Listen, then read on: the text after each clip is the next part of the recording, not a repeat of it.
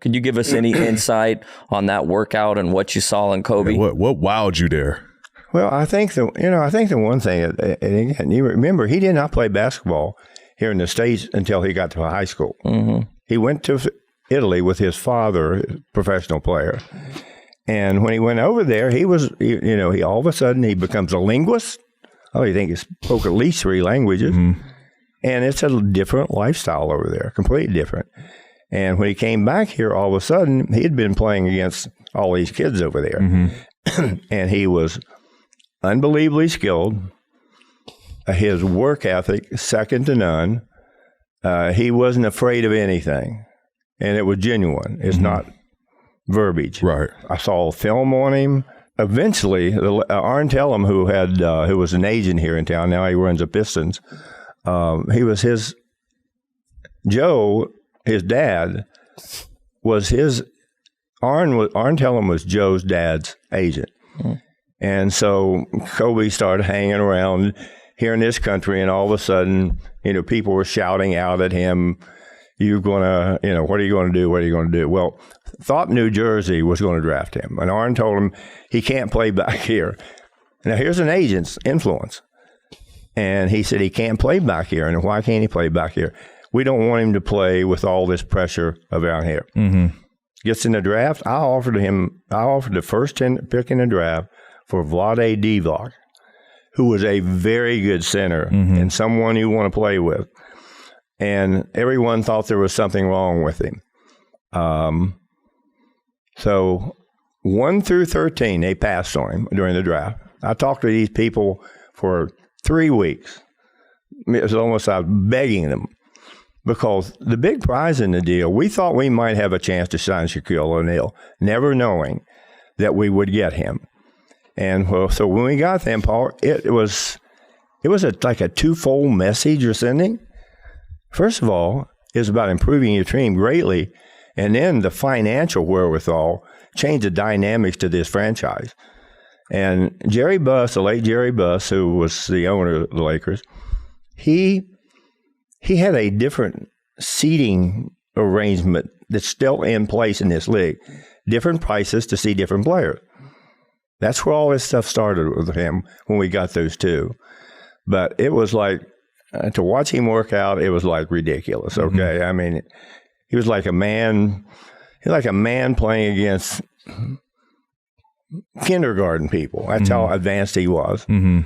And he was versatile. He was versatile, but he was a furious, ferocious defender. That's all he did. He wanted to compete. Mm-hmm. He went down. We were going to training camp. His first training camp. You cannot sign a contract here in Los Angeles unless you're 18 years old. It has to do with the movie industry, and right. And so he couldn't even sign a contract. And he would tell me, I said, "What are you doing this week? I'm gonna go play ball here." I said, "Kobe, why don't you do this indoors? Don't go out." Get a call from a trainer. He'd broken his wrist playing down at Venice Beach, so he missed training camp. You go over in training camp, and you watch him, and it's like you almost felt you had to strap him down. He could not sit down. Yeah, could not. And so he had a chance to develop his left hand over there. Okay. But he was just one of those guys that, again, size. You two guys stand side by side. You might be a touch taller, or pretty close. Mm-hmm. But he was just a natural player who, when he was born, there was a heck of a lot of gold dust sprinkled on his a lot of gold dust. And he did not disappoint. He played every night. You didn't have to ask him to play hard. Mm-hmm. That's just what he brought. Rest in peace to the great Kobe Bryant. What's a story from Kobe that you'll always cherish? There's a lot of things that went on in his life that I don't feel comfortable talking about.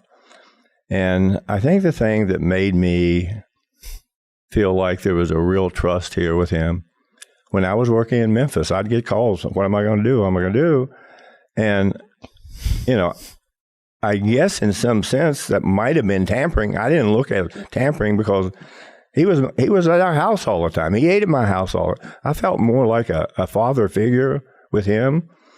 And we'd talk about it and started talking about things. And I said, "Well, Kobe," I said, "Look, I said, first of all, you put yourself in jeopardy here, okay?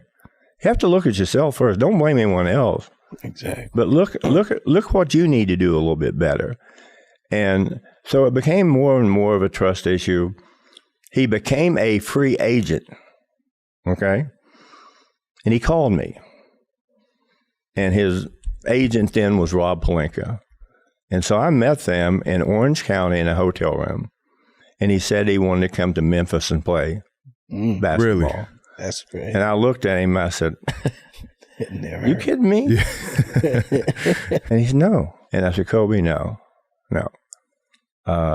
It's just, you belong somewhere out here, okay? You belong somewhere out here.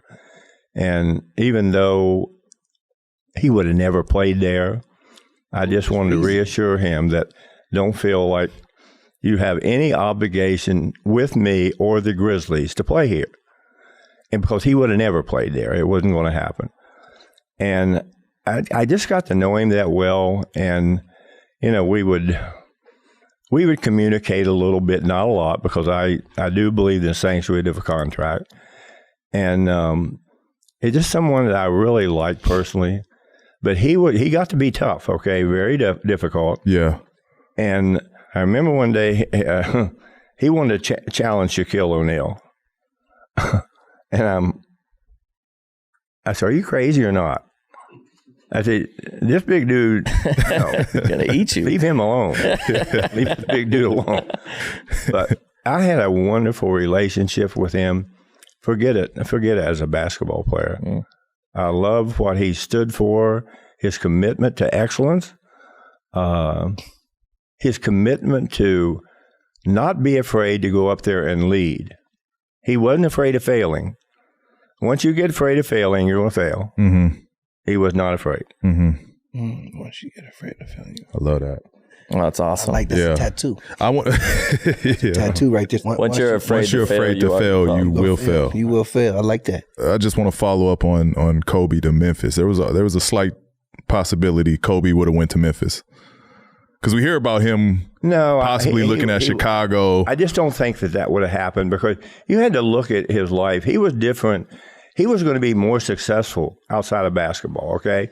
It's almost mentally had a script in his mind that this is what I'm going to do. And he was gifted in a lot of areas, okay? It wasn't, physically, obviously off the charts. Yeah. But mentally, he was gifted. Yeah. And he took this incredible interest in women. He was going to make a difference in a lot of those kids' lives. Mm-hmm. And he was just uniquely different. As I say, I wonder where what would have been the highlight of his life as a player, and more importantly, when he walked away from the game. Yeah. I think that's what is so tough to understand or come to grips to, is with how he approached basketball, just how he was going to approach life in that next phase. Like, I was looking forward as a fan, and as a little brother to his, I became really close to him. Right. The year of his passing. So, I was all into what's next. Like, what are you going to do next? And you saw the short stories and him publishing books. And remember where you were the day he died? Oscar. I do. It was in Orlando. I was sitting in my house in Los Angeles, and I was reading the Sunday newspaper. It was a rainy, overcast day. Not a lot, just drizzly. And I get a call and said, "Did you hear about this helicopter crash?" I said, "No." I said, "Helicopter crash?" "Yeah." "Well, we think it's Kobe Bryant's helicopter that he flies in." I said, "Oh my God, he wouldn't be doing that." Mm-hmm. Well, that evening, I was pretty worn out. I really was. It was like, no, this can't happen. Mm-hmm. And if you've gone that way, if they would have just 5 minutes, nothing. Right. Nothing. Right. And, the ugly parts of it that come out, the lawsuits. God, it's so tragic. How can he even want to bring it up again? Right. But it was... in my house, in a family room. I have a bowl there, and there's a picture of him with Gianna on the sideline of a Laker game. She got her head on his shoulder. Now, that's been there since he's passed away. Mm-hmm.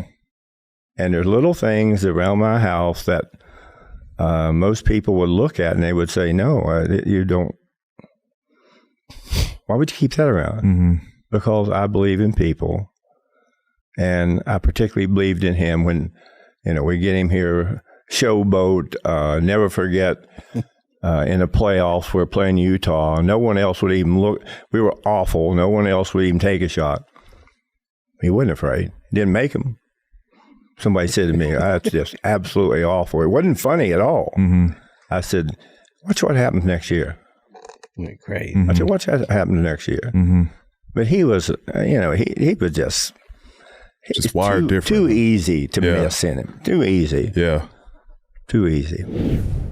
Jackie, we're in the middle of the NBA Finals. What do you got cooking on Prize Picks? Man, it's a tight series, so I don't know. I think I'm going to roll with the Gabe, Vincent, and KCP, man. But wait, tell the people what Prize Picks is. So Prize Picks is a daily fantasy app. You pick 2 to 6 players, like the video on your screen. Then you pick if they will have more or less than their Prize Picks projection. You're not competing against other people. It's just you versus the projections available. Oh, look. I know how much I just won, but wait. Tell the people how much they can win on Prize Picks.